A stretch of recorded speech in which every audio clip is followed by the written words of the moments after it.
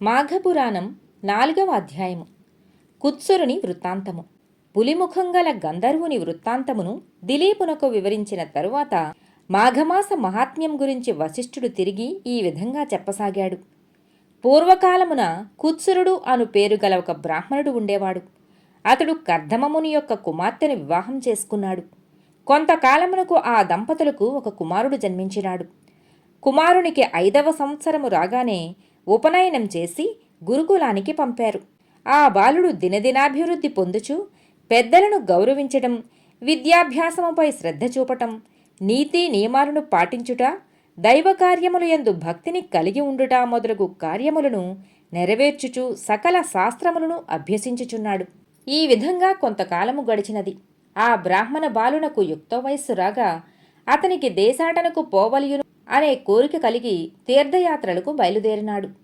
అనేక పుణ్యక్షేత్రములను దర్శించుచు సిద్ధులను సేవించుచు మాఘమాసం వచ్చునప్పటికీ కావేరీ నదీ తీరమునకు చేరుకున్నాడు. అతడు, నా పుణ్యఫలం కొలది ఈ మాఘమాసంలో నాకు కావేరీ స్నానయోగం లభించినది, ఇది నా భాగ్యం అని ఆ బ్రాహ్మణ యువకుడు అనుకుని ఎంతో సంతోషంతో సంతృప్తిని చెందాడు.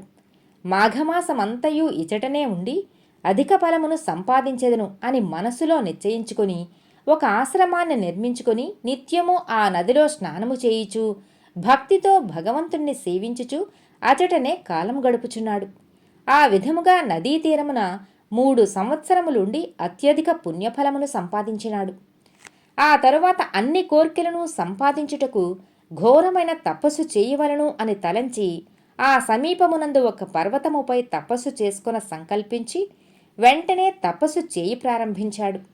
అట్లు కొంతకాలము నిష్ఠతోనూ నిశ్చల మనస్సుతోనూ తపస్సు చేయుచుండెను. అతని దీక్షకు శ్రీమన్నారాయణుడు సంతోషించి అక్కడ ప్రత్యక్షమయ్యను. ఆ విప్రయువకుడు కన్నులు తెరిచి చూసేసరికి శంఖచక్ర గదాధరుడై కోటి సూర్యుల ప్రకాశముతో ఉన్న శ్రీహరి యొక్క నిండు విగ్రహాన్ని చూశాడు. అమితానందముతో సాష్టాంగ నమస్కారములు చేసి చేతులు జోడించి అనేక విధాలుగా స్తోత్రములు చేశాడు.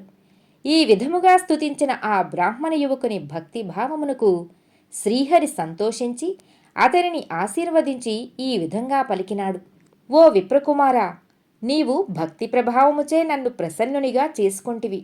అది ఎట్లనగా, నీవు విడువకుండా అనేక పర్యాయములు మాఘమాసంలో నదీ స్నానము చేసి తపస్సాలురు కూడా పొందని మాఘమాస పుణ్యఫలమును సంపాదించినావు. అందుచేతనే నీపై నాకు గాఢానురాగము కలిగినది. కావున నీకు ఏమి కావలియునో కోరుకొనుము అని నీ అభీష్టమును నెరవేర్చెదను అని శ్రీమన్నారాయణుడు అన్నాడు. శ్రీహరి పలికిన పలుకులకు ఆ బ్రాహ్మణుడు తన్మయుడై, ప్రభు, జగద్రక్షక, సర్వాంతర్యామి, ఆపద్బాంధవ నారాయణ, నీ దివ్య దర్శనము వలన నా జన్మ తరించినది. నిన్ను చూచినది మొదలు నేను ఏ విధమైన సుఖాలు కోరుటకు నా మనస్సు అంగీకరించుటలేదు.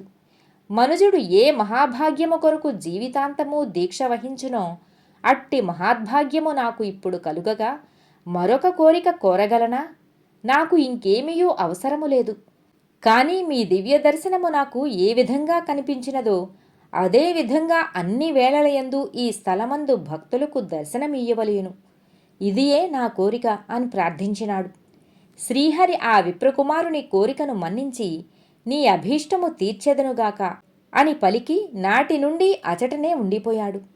కొంతకాలమునకు తన తల్లిదండ్రులను చూచుటకై తన గ్రామమునకు వెళ్ళెను.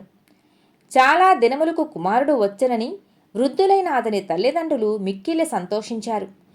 కుశల ప్రశ్నలతో ఆ రోజంతా తల్లిదండ్రులు కుమారునితో గడిపారు. 4వ అధ్యాయం సమాప్తం. 5వ అధ్యాయంతో మళ్ళీ కలుద్దాం.